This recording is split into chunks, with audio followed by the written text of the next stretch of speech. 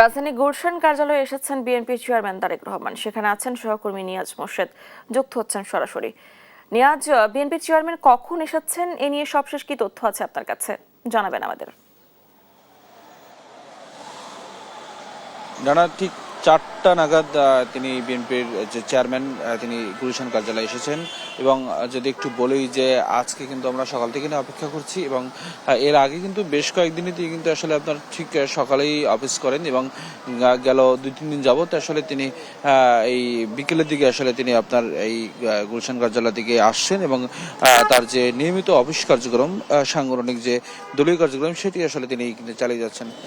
যদি আজকে এখন পর্যন্ত আসলে আমাদের কাছে তার সাথে কোনো রাজনৈতিক দল দেখা করতে আসবে কিনা বা কোনো রাষ্ট্রদূতের বা অন্য কোনো বিষয় আছে কিনা সেটি সম্পর্কে আমরা কিন্তু এখন পর্যন্ত কোনো নিশ্চিত তথ্য পাইনি। তবে আমরা দেখেছি যে বাইরে অপেক্ষমান অনেক নেতাকর্মী রয়েছে, সেই সাথে নতুন গঠিত হওয়া যে অটো রিক্সা চালক দল আছে তাদের আসলে কেন্দ্রীয় কমিটির পক্ষ থেকে তারা এখানে আসছেন তার সাথে দেখা করতে এবং তারা এখানে অপেক্ষা করছেন। সেই সাথে আপনার বিএনপির কিছু নেতাকর্মী কিন্তু তারা এখানে আসছেন তার সাথে দেখা করতে। এবং যদি একটু বলি, আমরা যতদূর জেনেছি আর কি, যে বিভিন্ন স্বতন্ত্র প্রার্থীদেরকেও আসলে আপনার ডাকা হচ্ছে। যেসব জায়গায় আসলে আপনার বিদ্রোহী প্রার্থী রয়েছে তাদেরকে আসলে আমরা যতদূর জেনেছি তাদেরকে ডাকা হচ্ছে এবং তারেক রহমান নিজেই তাদের সাথে কথা বলছেন, এমনটিও আসলে আমরা তথ্য পেয়েছি। তবে আজকে কোনো প্রার্থী আসছে কিনা সেটি সম্পর্কে আমরা এখন পর্যন্ত আসলে কোনো ধরনের নিশ্চিত হতে পারিনি। তবে আমরা চেষ্টা করছি যে আসলে আজকে কোনো বিদ্রোহী প্রার্থী আসলে আপনার বা যারা স্বতন্ত্র দাঁড়িয়েছেন তারা এখানে তারেক রহমানের সাথে দেখা করতে আসছেন কিনা।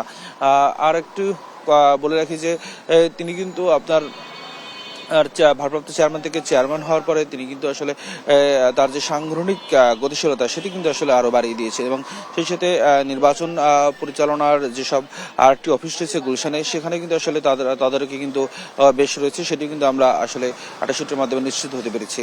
এবং যদি একটু বলি যে এখন পর্যন্ত তিনি এই অফিসে কেবল ঢুকলেন এবং সেই সাথে আমরা অপেক্ষা করছি যে এরপরে আসলে আজকে কোনো স্বতন্ত্র বা বিদ্রোহী প্রার্থী আসে কিনা এবং দলীয় কোনো অন্য কোনো আসলে কার্যক্রম আছে কিনা সেটি সম্পর্কে আমরা জানার চেষ্টা করছি এবং আমরা জানলে দর্শকদের আপনাদের মাধ্যমে জানাবো। এই ছিল আমার কাছে গুলশান কার্যালয় থেকে সর্বশেষ তথ্য।